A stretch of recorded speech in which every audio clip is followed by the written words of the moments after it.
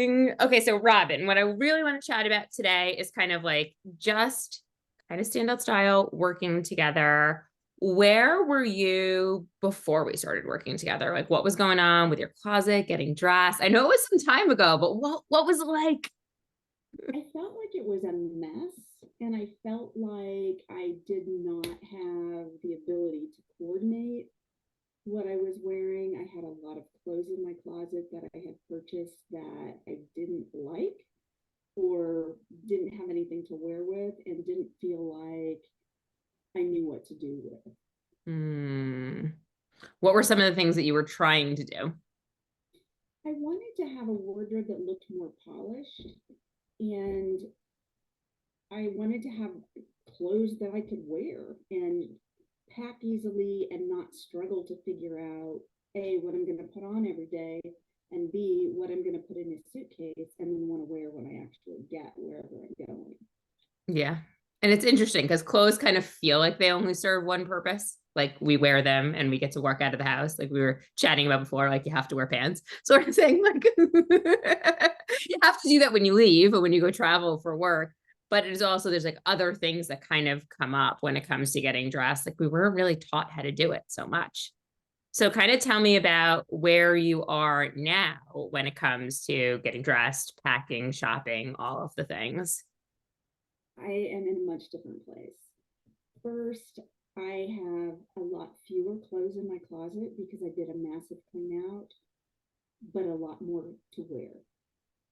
And second, I have a lot more options in terms of I have changed my wardrobe to be a lot more color coordinated with colors that I like. And that's another piece is I have a lot more color in my wardrobe than I had before.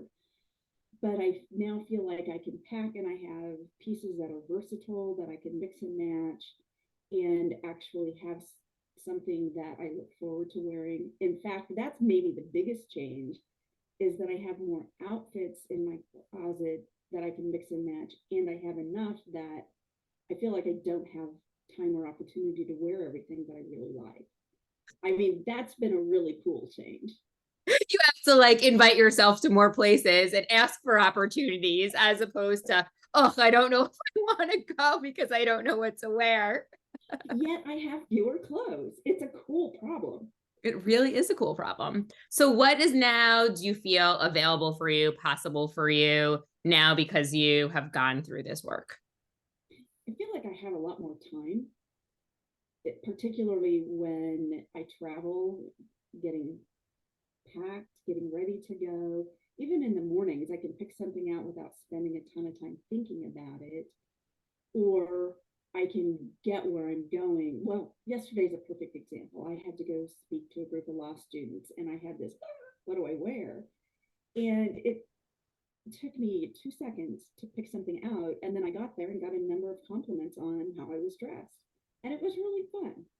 I love that. So, You've yeah, gotten a bunch of compliments about your clothes recently. I have. And thank you very much. You're well, by the way, you're welcome, but actually it was all you. Well, it's been a mix. You helped me pick some stuff out, but the really big thing is you helped me figure out how to pick out the things so that I was happy with it. I feel like I found things that are more flattering, which is something I just didn't get before. And Mhm. honestly, I've made some new purchases. I've repurposed some things that I had, and I'm really happy with that. I love that. Anything else that you feel like was part of this process that would benefit someone in knowing? Oh my gosh, I learned so much. Particularly, you answered something that a question I didn't know I had, which was figuring out what works for how I'm built. I mean, I've got this beautiful, beautiful, elegant dress in my closet that still have the tags on it because I bought it and couldn't figure out why I didn't like it when I wore it. Now I get it. I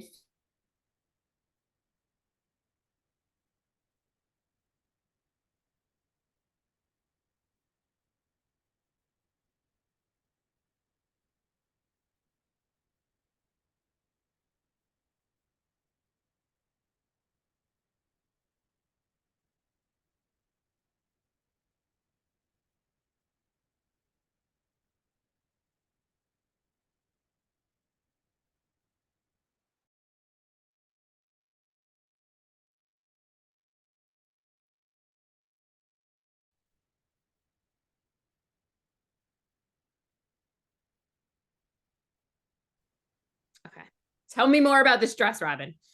So I see this dress online. It's very elegant. It's just gorgeous. I order it. I can't wait for it to get here. I actually had an event that I wanted to wear it to, and I put it on and I hated it. It's still in my closet with the tags because I want to give it to somebody who's going to wear it beautifully. But it wasn't until we started talking more about body shapes and types that I finally really got why I hate this dress when I put it on. And I realized, for example, the neckline, it just doesn't work for me. And this process has helped me figure that out and stop buying things that I think look beautiful when I realize they're not cut right for me. Mhm.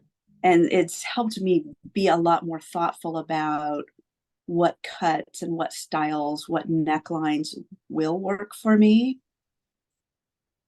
and get rid of that fantasy in my head that I can make it work.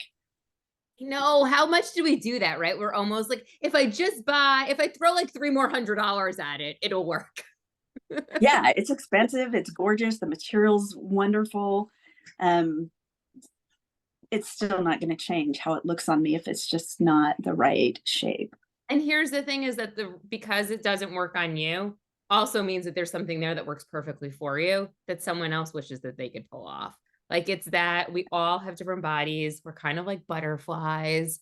And it's just knowing how to accept and how to embrace and what to lean in and what to kind of realize, this doesn't work for me, but this is what does. It actually puts you back in the driver's seat of knowing what to buy. Because how many times have we bought the thing that looked fabulous on our friend, and then we got it and you're so excited and it was like, wah, wah.